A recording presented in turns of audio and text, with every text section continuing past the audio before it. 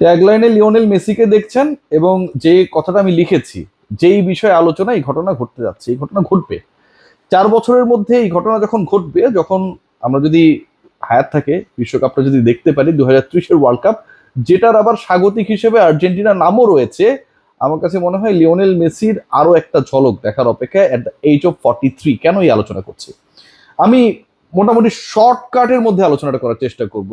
2030 world কাপকে কেন্দ্র করে প্রত্যেকটা দেশ আসলে তাদের পরিকল্পনা শুরু করে দিয়েছে, এবং বিশ্বকাপ চলাকালীন সময় এই দলগুলোর, এই দেশগুলোর প্ল্যানস যতটুকু আমরা গভীর মনোযোগ দিয়ে পর্যবেক্ষণ করেছিলাম, বিশ্বকাপ শেষে প্রত্যেকটা দলের যে গুছিয়ে ওঠার চেষ্টা, সেই জায়গায়ও প্রত্যেকের কনসেন্ট্রেশনটা অলমোস্ট সেম। আজকের হট নিউজ কি? জিদানের অফিসিয়ালি ফ্রান্সের কোচের দায়িত্ব নেয়া, এবং একই সাথে একই দিনে আজকে আরেকটা গুরুত্বপূর্ণ নিউজ আমরা দেখেছি যে ইতালির দায়িত্বে ফাইনালি, মানে অনেক ধরনের ডিসকাশন ছিল কে নেবে কে নেবে না, এরকম একটা সিচুয়েশন যখন গ্রো করেছিল, ফাইনালি সবাইকে চমকে দিয়ে রবার্টো মানচিনির নাম শোনা যাচ্ছে যে he is going to take over the church of Italy.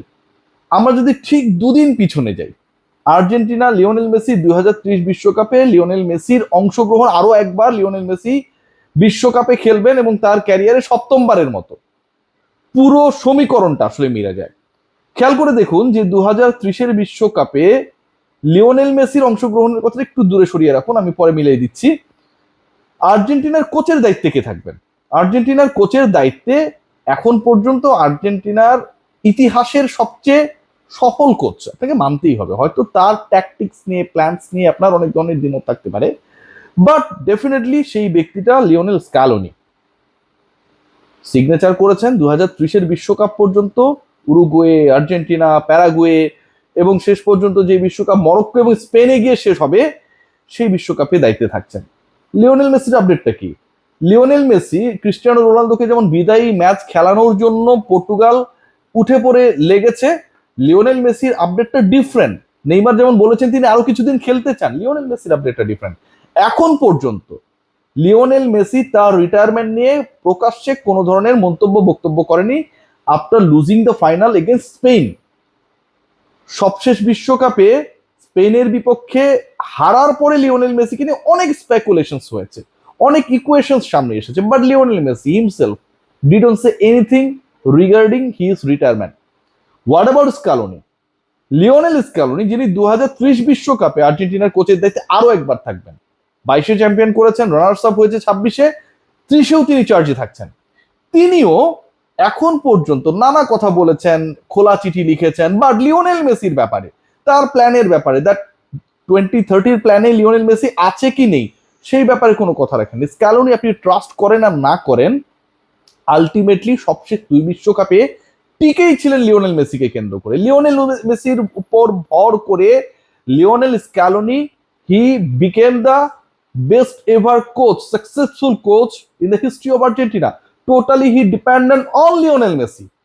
এখন যেই মানুষটা মেসির উপর ভর করে 22-এ এবং 26-এ বিতর্ক থাকলেও সাকসেসফুল হয়েছে, স্ট্র্যাটেজি নিয়ে অনেক ধরনের অসন্তুষ্টি থাকলেও আপনাকে সাকসেসের মানদণ্ডে তাকে ফুল মার্কস দিতে হবে, তিনি যখন 2030-এর বিশ্বকাপের দায়িত্বে থাকবেন, স্ক্যালোনি আবারও পরের 4 বছরের চার্জে, পরের বিশ্বকাপে তিনি দায়িত্বে আর্জেন্টিনার, সেই তিনি এবং লিওনেল মেসি, যারা এখন পর্যন্ত মেসির রিটায়ারমেন্ট নিয়ে কোনো কথা বলছেন না, বলেন নাই, গত 7-8 দিনে হয় নাই, খোলা চিঠি, বন্ধ চিঠি, অনেক কিছু দেখেছি।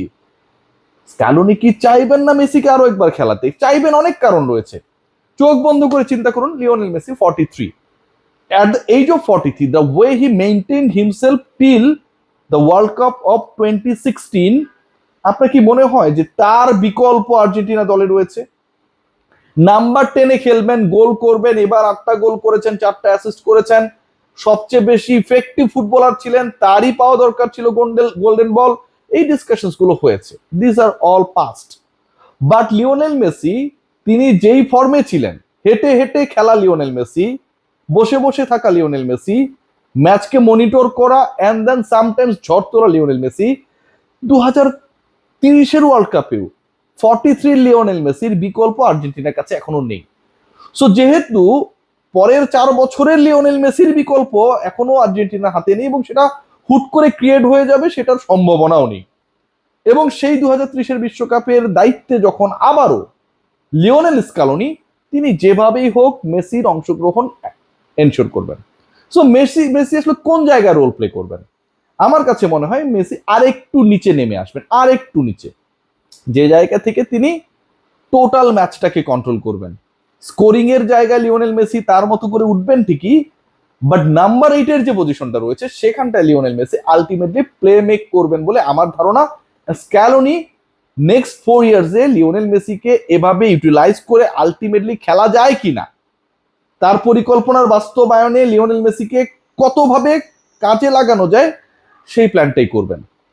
স্পেনে বিশ্বকাপ, মাথায় রাখতে হবে যে স্পেনের ইতিহাসের সবচেয়ে সফলতম ফুটবলার, ওখানকার ওয়েদার বলেন, স্প্যানিশ লিগের অভিজ্ঞতা বলেন, প্রতিদ্বন্দ্বিতা বলেন, মোমেন্টাম বলেন, এভরিথিং লিওনেল মেসির থেকে ভালো এই দুনিয়ায় কেউ জানে না। লিওনেল স্ক্যালোনি সেই ভুল করবেন না যে 43 বছর বয়স হয়ে যাবে লিওনেল মেসিকে দেখে তিনি তাকে ছুঁড়ে ফেললেন। বরং আমার কাছে মনে হয় 2030-এর দায়িত্বে যেহেতু লিওনেল স্ক্যালোনি, তিনি যেভাবেই হোক মেসির অংশগ্রহণ নিশ্চিত করবেন।